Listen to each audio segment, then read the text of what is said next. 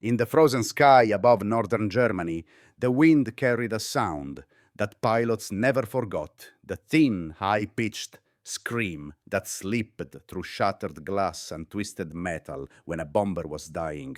On December 20th, 1943, a lone B-17 drifted through that cold silence, its nose blown open, its engines coughing, its young pilot fighting the controls with numb, frost-bitten hands. They were 27,000 feet above a hostile world, and every breath Charles Brown took felt like it might be his last. What he could not know in that moment was that another aircraft was closing in on him, a Messerschmitt flown by a German ace who had already claimed 2 victories that morning. Doctrine said this meeting should end quickly. Training said mercy had no place here, and every rule of total war insisted that enemies must not recognize each other's humanity. Yet something happened in that frozen sky that military planners never imagined, and governments later tried to bury. A decision was made quiet, personal, and profoundly dangerous that would remain a classified secret for nearly half a century. Because on that day, above the smoke and snow of wartime Germany, one man chose honor over war itself. They had taken off before dawn from RAF Kimballton, climbing into a sky that promised ice flak and fighters long before they reached their target. The men of the 8th Air Force knew what Bremen meant, a city ringed with 250 anti-aircraft guns, a factory complex that fed the Luftwaffe's deadliest fighters, and an air defense network that rarely missed. For a young pilot on his first mission, it was an introduction to war that felt more like a sentence than an assignment. Charlie Brown was 21 years old, too young, some would say, to command a flying fortress worth $250,000 and filled with 9 other lives. But training had been relentless, and responsibility came early in a war where experience was paid for in blood. His crew, barely older than he was, had learned to trust him. They had painted a name under the nose, Ye Olde Pub.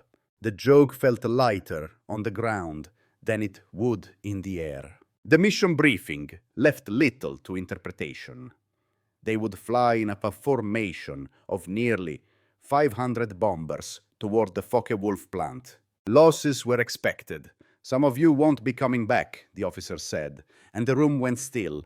Veteran crews called the outer left position in the box formation Purple Heart Corner. The new men didn't have a name for it yet, but they understood what it meant. Exposed, vulnerable. First to be hit, last to be protected. As they crossed the North Sea, the cold hardened into something that felt alive. Ice crept across the wings. Frost crawled across oxygen masks. Every 1,000 feet of altitude stripped away another layer of warmth, until even breath felt sharp enough to wound. Then the flak came. Black bursts erupted around them, each explosion a sudden blossom of fire and steel. On the bomb run, that long unbroken path, where aircraft could not weave or evade, Ye Olde Pub was struck head-on. The nose shattered. Engine number 2 died instantly. Engine 4 began to overspeed. The cockpit filled with shards of plexiglass and the metallic smell of ruptured hydraulics. When they fell out of formation, it was like watching the world pull away. Contrails faded. The protective wall of guns and air-thin aircraft dissolved into empty air.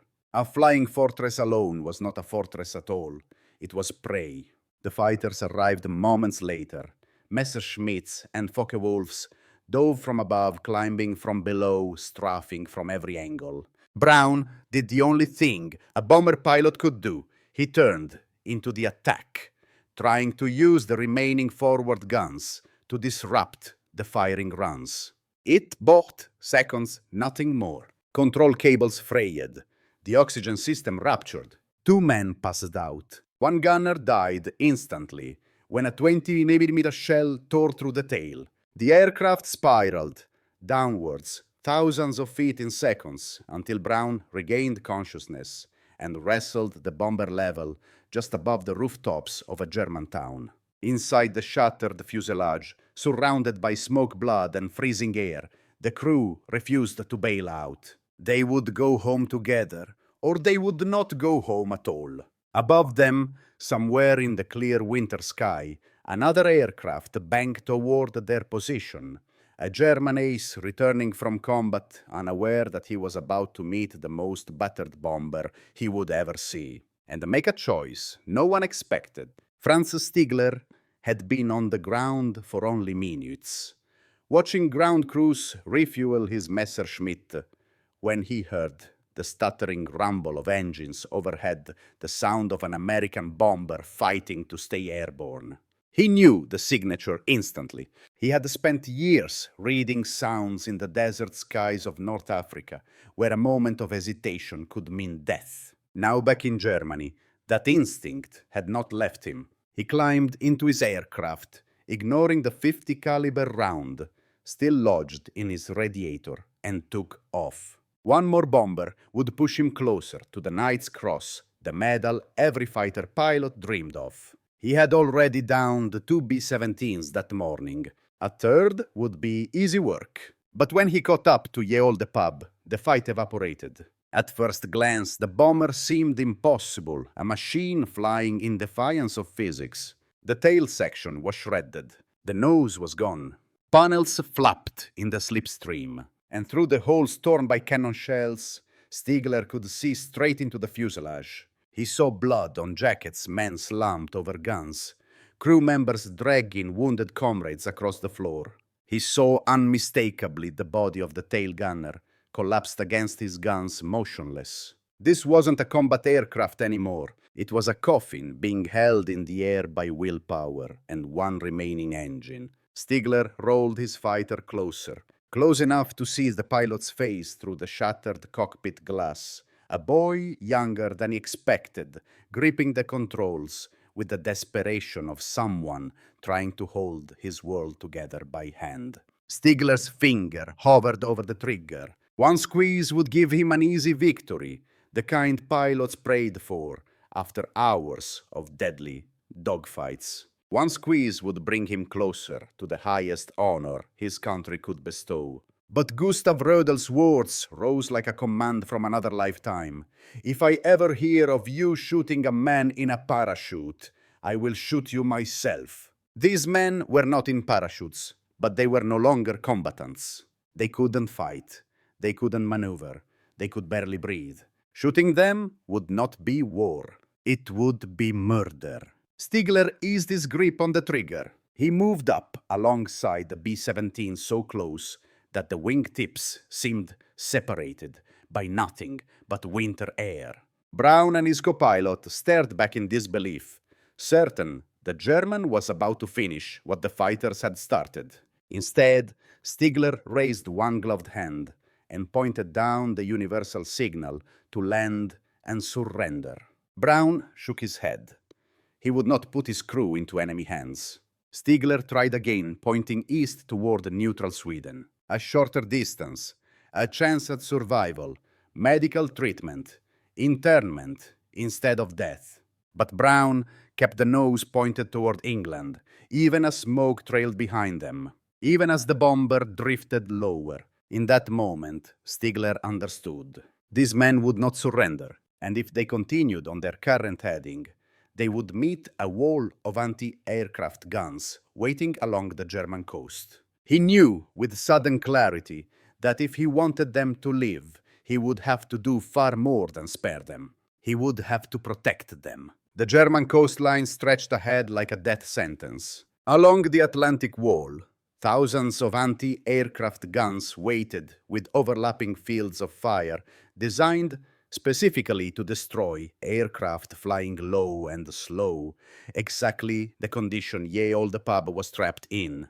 Brown knew it. Stigler knew it even more. A damaged bomber like this would not survive 30 seconds once the gunner saw it. So Stigler made a decision that defied every regulation, every expectation, every instinct formed in the crucible of aerial combat. He eased his Messerschmitt into tight formation, sliding from the bomber's right wing to its left until his canopy was so close that Brown could see the frost lining the Germans' goggles. They were enemies, separated by only a few feet of broken winter air. For a moment, neither pilot moved. They simply held each other's gaze.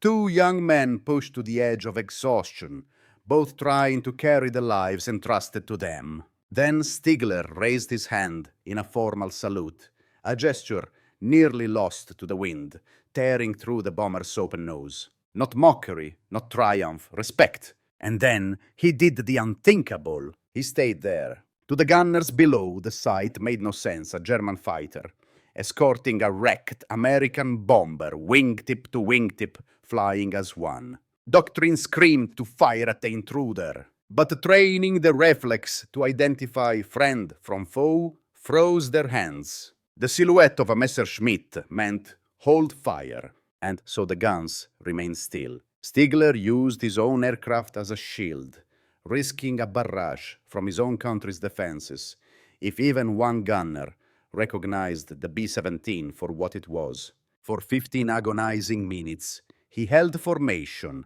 matching the bomber's degrading performance, with perfect control, compensating for turbulence and the B-17's wounded drift. Any miscalculation would kill them all. Only when the sea opened beneath them, grey, cold, endless, did Stigler finally pull away.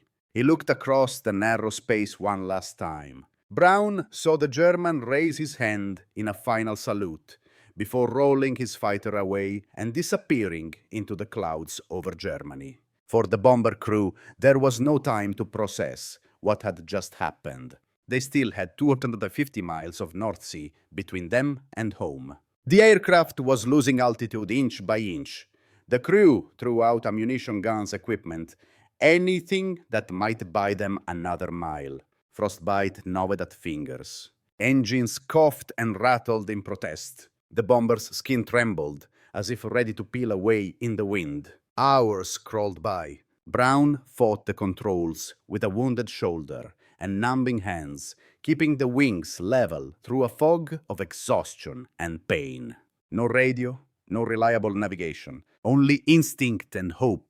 When the English coastline finally appeared, it felt unreal, a thin line of salvation emerging from storm clouds.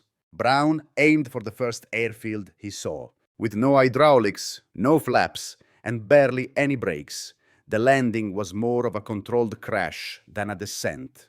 The B-17 slammed into the runway, bounced, slid off the end, and finally shuddered to a stop in the grass. Silence followed, heavy, overwhelming, sacred.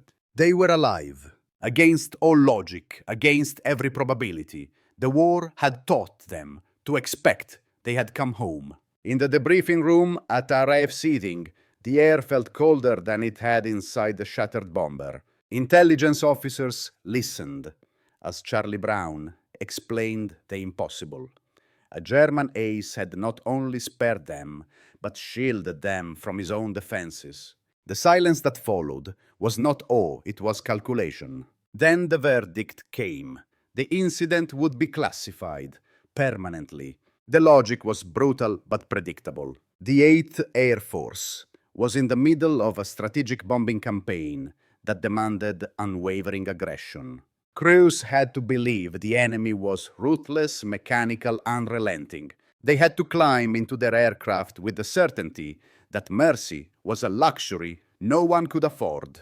A story like this, a German fighter pilot choosing humanity over orders, threatened that mindset. It blurred the sharp edges that total war required. So Brown was told to forget what he had seen, to fly again, to fight again, to never speak the German pilot's name, even if he had known it. Across the ruined cities of Germany, Franz Stigler bore a silence far more dangerous. What he had done, sparing an enemy crew, protecting them from German guns, was treason under Nazi law.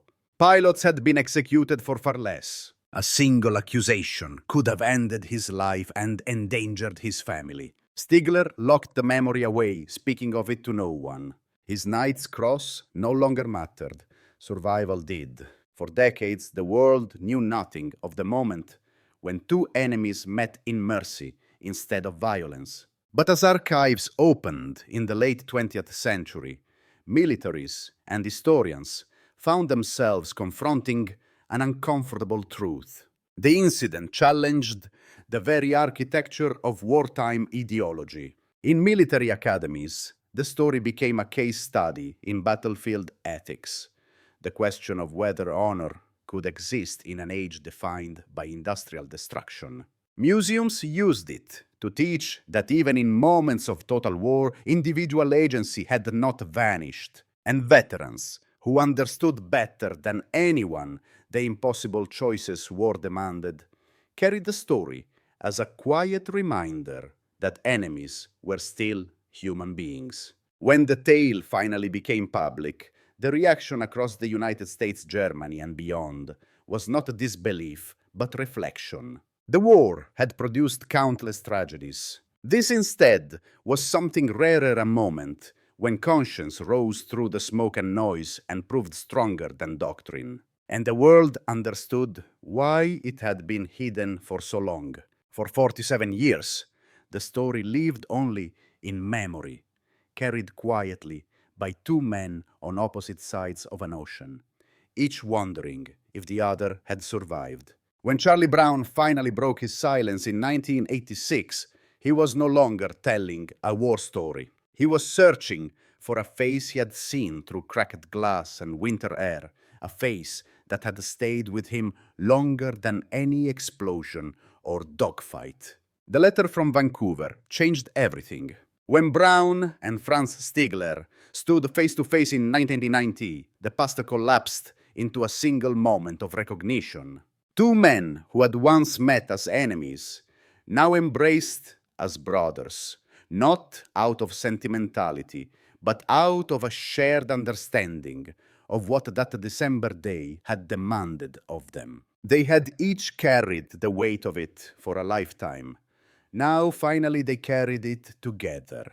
Their friendship lasted nearly 2 decades. They traveled, spoke, and told their story to veterans who understood its gravity, and to younger generations who struggled to imagine a war where mercy could survive at all. When Stigler gave Brown a book, he wrote inside, "In 1940, I lost my brother. On December 20th, 1943, I found another." It was not a metaphor. It was the truth he had lived with. Both men died in 2008, months apart, as if neither could remain long without the other. They were buried thousands of miles from where their lives first intersected. But the bond forged in the freezing sky over Germany endured a quiet defiance of the war that once tried to destroy them. Today, their encounter is taught not as a tale of luck, but as a lesson in responsibility. The idea that even in the harshest moments of human conflict, a single decision can alter the course of countless lives. More than 300 descendants of the ye-olde pub crew exist because Stigler chose conscience over orders. And the restored B-17 that now carries the aircraft's colors keeps their story alive in the roar of engines at air shows across America. The battlefield often reveals the worst of humanity, but sometimes in rare moments it reveals the best. And that moment above Germany reminds us that morality isn't erased by war, it is tested by it. If you were in Stigler's position, facing duty on one side and humanity on the other, what choice would you have made? Share your thoughts below. And if you believe stories like this still matter, consider joining us as we continue exploring the lessons history refuses to let us forget.